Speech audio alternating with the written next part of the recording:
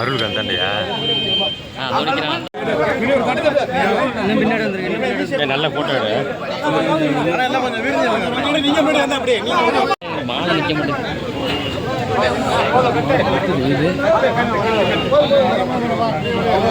Nandi paper வச்சுருக்கீங்களா?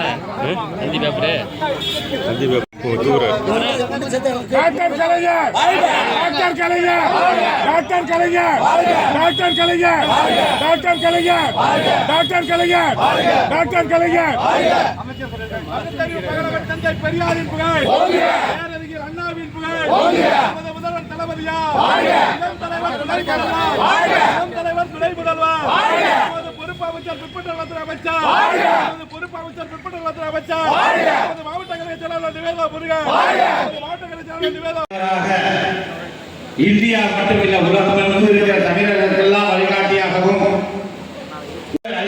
புகழுக்கு சொந்தக்காரராக இருக்கிற நமது மாண்புமிகு முத்தமிழ் அறிஞர் டாக்டர் கலைஞர் அவர்களின் 102வது பிறந்த நாள் விழாவிற்கு சீரும் சிறப்புமோடு நமது மாண்புமிகு பிற்படுத்தப்பட்டோர் துறை மணங்கேடு முத்தமிழ் அறிஞர் டாக்டர் கலைஞர் சிலைக்கு மாலை அணிவித்து சகோதரர் அப்துல் மாலிக் அவர்களுக்கும் அவருக்கு துணை சென்ற நிர்வாகிகளுக்கும் மற்றும் ஐயா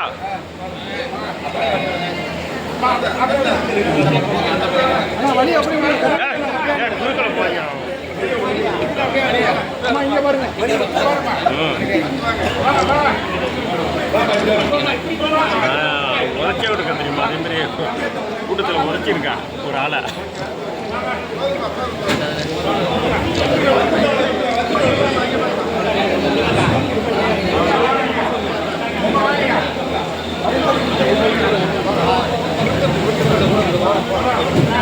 முடிஞ்சுட்டா வேலை முடிஞ்சுட்டு போங்க.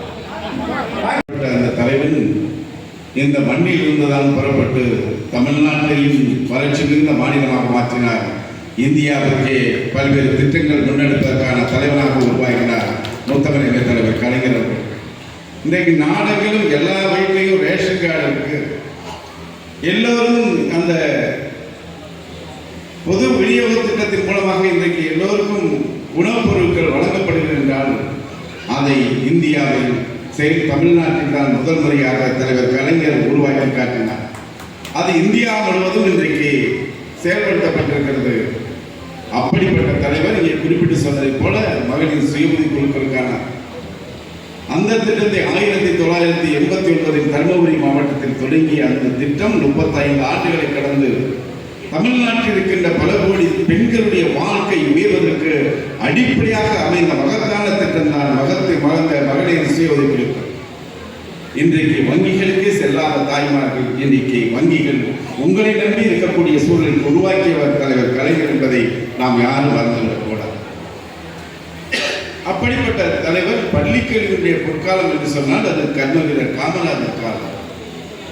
உயர்கல்வியுடைய பொற்காலம் என்றால் அது நமது முத்தமிழ் தலைவர் கலைஞருடைய காலம்.